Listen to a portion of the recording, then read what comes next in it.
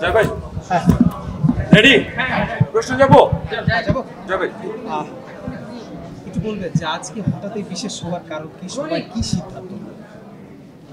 আজকে বিশেষ সবার কারণ হচ্ছে যে এই ছাত্র জনতার গণ অভ্যুত্থানের পরে শিল্পীদের মধ্যে নানান রকমের কথাবার্তা চলছিল এবং সেখানে অনেক সংস্কারের কথা আসছিল, ভুল ত্রুটি নিয়ে আলোচনা সমালোচনা হচ্ছিল। তাতে করে আমাদের মনে হয়েছে সবার সাথে কথা বলা জরুরি এবং সেই কথা বলা এবং পরামর্শ নেওয়ার প্রধান জায়গা হচ্ছে সাধারণ সভা। সে কারণেই আমরা দ্রুততার সাথে একটা সাধারণ সভা ডেকেছি।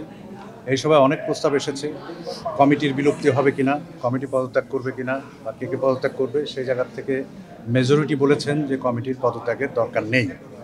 আবার একই সাথে মেজরিটি বলেছেন সংস্কারেরও দরকার আছে। সেই ক্ষেত্রে সবার সম্মতিক্রমে এটা হয়েছে যে একটি অন্তর্বর্তীকালীন সংস্কার কমিটি গঠন হবে। সেই কমিটির প্রধান হিসেবে আজকে নির্বাচিত করা হয়েছে আমাদের শ্রদ্ধেয় তারেক আনাম খানকে। উনি ওনার মতো করে যার যার সহযোগিতা প্রয়োজন এবং কমিটির সদস্য বাড়িয়ে উনি সংস্কার কার্যক্রম সম্পন্ন করবেন। এই কমিটির নির্বাহী যত বিষয় আছে সেগুলো হচ্ছে তারা দেখবেন এবং এই এক্সিস্টিং কমিটি, এখনকার বর্তমান কমিটি সকল রকমের সহযোগিতা করবেন। 4 মাসের মধ্যে সকল সংস্কার প্রস্তাব নিয়ে এই অন্তর্বর্তীকালীন কমিটি একটি সাধারণ সভা করবেন। সেটা আমরাই আহ্বান করব, আমরা সুপারিশ করব। সেই সুপারিশক্রমে অনুমোদন নিয়ে একটি নির্বাচন কমিশন গঠন হবে। সেই নির্বাচন কমিশন একটি নির্বাচন সংগঠিত করবেন। সেই নির্বাচিত কমিটির কাছে বর্তমান যে কমিটি আছে তারা তাদের সকল সাইনিং অথরিটি হস্তান্তর করবে। যে কোনো সংস্কার অবশ্যই সেটা বেটারমেন্টের জন্য হয়, ভালোর জন্য হয়।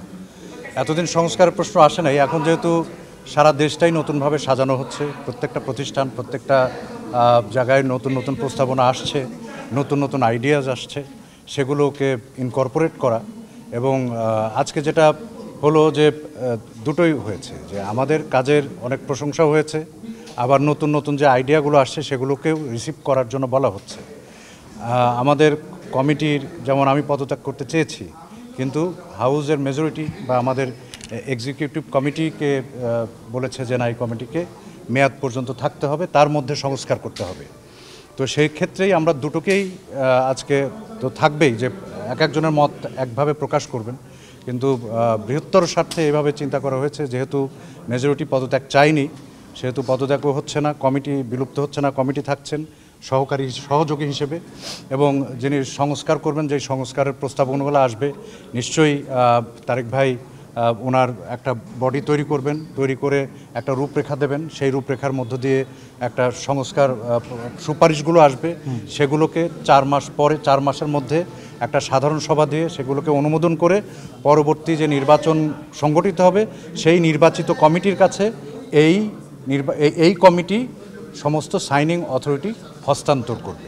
ব্যাপারটা এরকম। শুনেছি যে ওখানে দেয়াল ভাঙা হয়েছে, তবে আমাদের কাগজপত্র সব ঠিক আছে। আমি আশা করব যে তারেক ভাই বিষয়টাকে গুরুত্ব সহকারে দেখবেন, যে এটা তো সবার স্বার্থের, এটা তো কারো ব্যক্তি স্বার্থের না।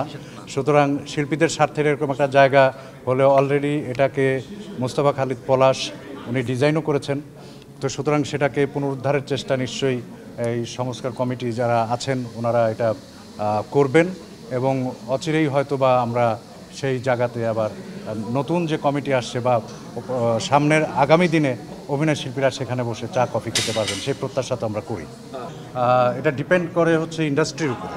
সেই ইন্ডাস্ট্রিরাও যদি হচ্ছে ঠিকঠাক হয়, সেখানেও আমার বিশ্বাস যে কিছু সুপারিশ আসবে, সেইগুলো নিয়ে এই কমিটি কাজ করবে। আর দীর্ঘদিন কাজ করতে করতে যেটা হয় যে এক গতিতে চলা, এই 4 মাসের যে অন্তর্বর্তীকালীন কমিটি, সেটা নিশ্চিতভাবে একটা সুন্দর সুপারিশ এবং কিভাবে একটা সুন্দর পরিবেশ গড়ে তোলা যায় সেই সুপারিশটা আমরা পাবো এবং সাধারণ সভা করে সেটাকে আমরা অনুমোদন